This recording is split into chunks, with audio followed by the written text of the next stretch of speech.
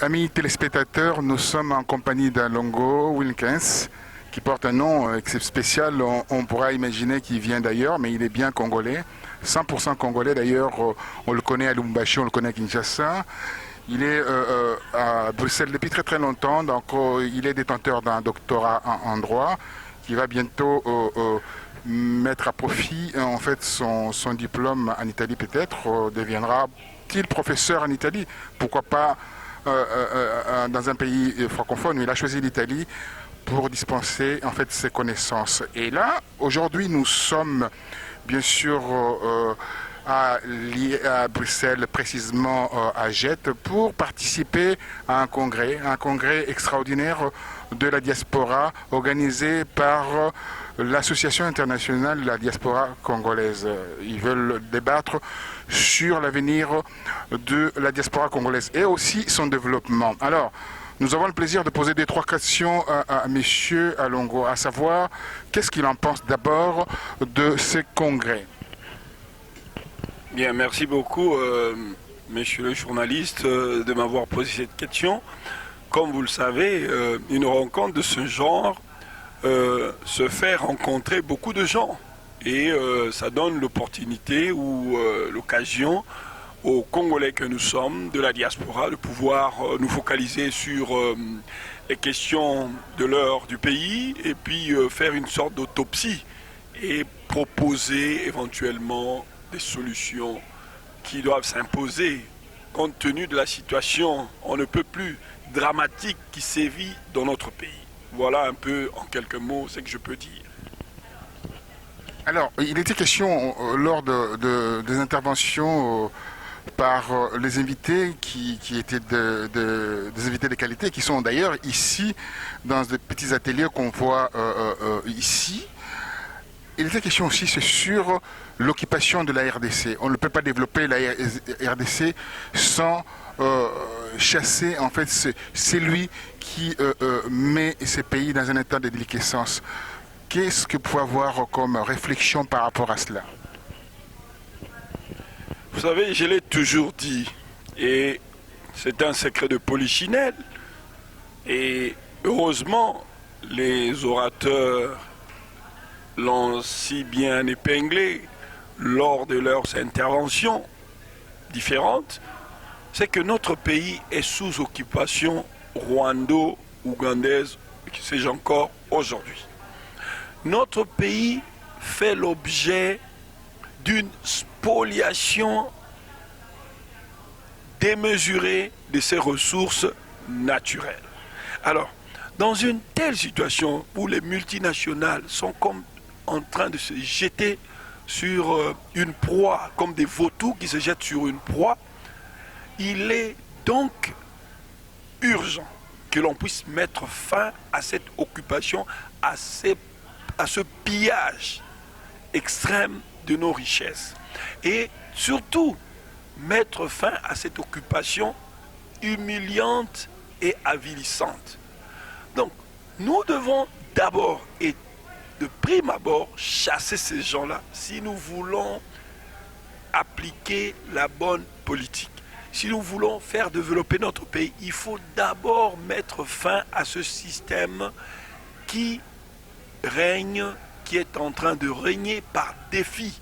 Et comme vous le savez, l'article 64 de la Constitution congolaise autorise au peuple congolais de barrer le chemin, de résister, de mettre fin à tout individu ou groupe d'individus qui prendrait le pouvoir par la force, qui exercerait le pouvoir par la force ou qui se maintiendrait par la force. Et c'est ce qui se passe aujourd'hui dans notre pays. Parce que depuis le 19 décembre 2016, Hippolyte Kanambe, alias Joseph Kabila, est devenu non seulement illégal, mais aussi illégitime, et je dirais aussi même illicite. Donc, et comme la tête du pays est devenue illégale, illégitime et illicite, cela va sans dire que toutes les autres institutions sont devenues caduques depuis le 19 décembre 2016. Donc, ces autorités-là qui sont au Congo ne peuvent plus valablement engager le pays. Et je trouve que c'est même une honte que l'on puisse accepter ces gens au concert de nations à l'Assemblée générale des Nations Unies. Ce sont des autorités qui, si elles avaient un peu honte, si la vergogne existait un tout petit peu, si ces autorités étaient quand même pourvues de vergogne, elles ne pouvaient pas se rendre au concert des Nations Unies, à l'Assemblée générale. Donc, c'est comme ça, il faut chasser ces gens avant d'appliquer toute autre politique que ce soit. Monsieur Alongo, vous organisez une manifestation à la fin de ce mois-ci. Vous êtes président du MIRGEC. Vous allez nous dire qu'est-ce que c'est MIRGEC d'ailleurs. Et vous le manifestez pour quelle raison et pour quel, bien sûr, objet. Et pour aboutir à quelle finalité, à quelle solution. Bien, je lance un appel en ce moment-ci, avant de répondre à la question, à tous les Congolais de partout. Je vous invite à venir le 30 septembre 2017, c'est un samedi, à la porte de Namur, à Matongé, donc à 1050 Bruxelles en Belgique. Venez nombreux, de toutes parts, de la Hollande, d'Angleterre, de France, d'Allemagne, de partout.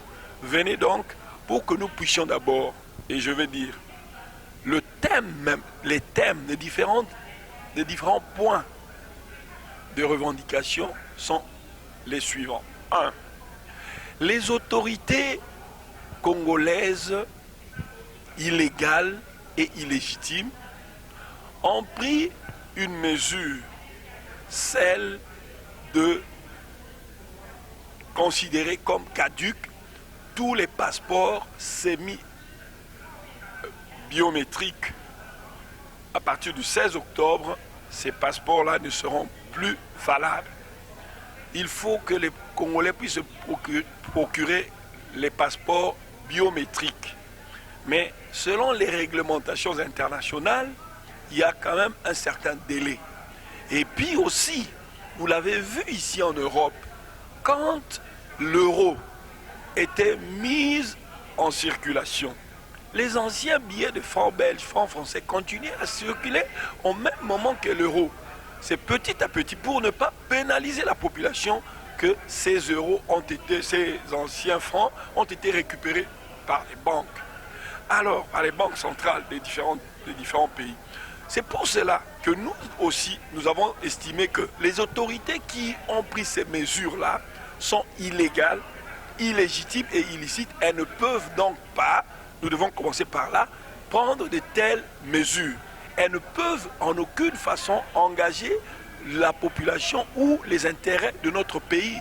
C'est fini depuis le 19 décembre 2016. Et c'est pour moi l'occasion de crier haut et fort que ces autorités doivent partir. Le système Hippolyte Kanambe et alias Joseph Kabila doit dégager. Premièrement, ça c'est le premier point. Deuxième point, cette mesure-là va à l'encontre des intérêts du peuple congolais et elle ne peut donc pas être acceptée ni appliquée. Nous devons mener des actions. Nous devons écrire à toutes les institutions. Au niveau de toutes les instances internationales, il faut contacter toutes les instances internationales, les gouvernements, les États, afin que ne puissent plus, à dater de maintenant, reconnaître ces autorités-là qui n'ont plus, en tout cas, de légitimité pour pouvoir engager le pays. Ces mesures-là, nous nous insurgeons contre cette mesure-là. Et d'ailleurs, je suis surpris, la mesure est prise par le vice-ministre. Et puis, quel vice-ministre d'un gouvernement illégitime? Ce gouvernement est illégitime. Nous ne pouvons pas donc accepter que cette mesure puisse être d'application. C'est-à-dire qu'au-delà du 16 octobre, on doit continuer à utiliser ces passeports-là. Nos compatriotes doivent continuer à utiliser ces passeports. Tertio, nous sommes aujourd'hui au 7e anniversaire de l'assassinat d'Armand Tungulu. Il faut qu'on puisse en tout cas mettre, comment pourrais-je dire, appuyer sur la pédale pour que les auteurs, les assassins d'Armand Tungulu soient effectivement arrêtés. Et nous sommes en train de remuer le couteau dans la plaie pour que l'on puisse effectivement arrêter tous les auteurs. Si Hippolyte Kanambe, puisque nous le savons, est impliqué dans cette affaire, il faut qu'il soit arrêté. D'ailleurs, c'est une autorité illégitime. C'est un président illégal, illégitime et illicite.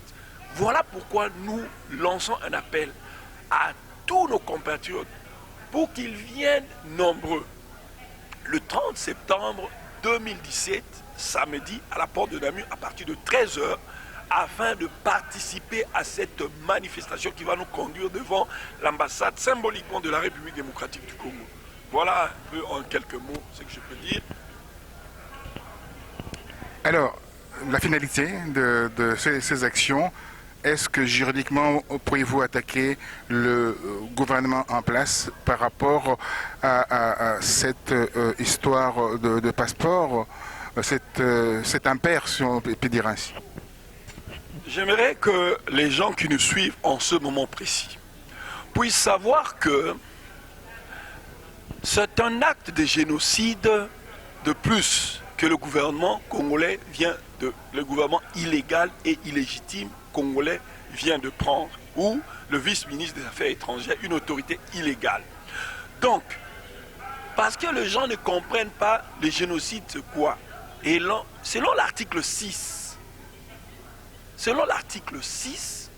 du statut de Rome, qui régit la Cour pénale internationale, et l'article 2 de la Convention pour la prévention et la répression du crime de génocide, l'article 2 définit dans son article 2, point C ou point 3, ceci que la soumission intentionnelle d'un groupe de gens donnés à des conditions d'existence devant entraîner sa destruction physique totale ou partielle. Quand on viole, quand on va à l'encontre des intérêts du peuple congolais, quand on soumet intentionnellement le peuple congolais à une telle situation de spoliation, on spolie le peuple, on soumet la population congolaise à des conditions d'existence qui devront entraîner, leur destruction physique totale ou partielle. C'est clair. Donc, c'est pour moi un autre acte de génocide. On soumet une population déjà appauvrie comme ça à pouvoir débourser plus de 185 $, alors que les salaires n'atteignent même pas 50 $. Et ceux qui ont de l'argent au Congo, c'est des spoliateurs, des voleurs, des pilleurs du peuple. Alors, moi j'estime que, chers compatriotes, soutenons-nous pour que nous puissions introduire une plainte pour génocide. Comment cela va se faire?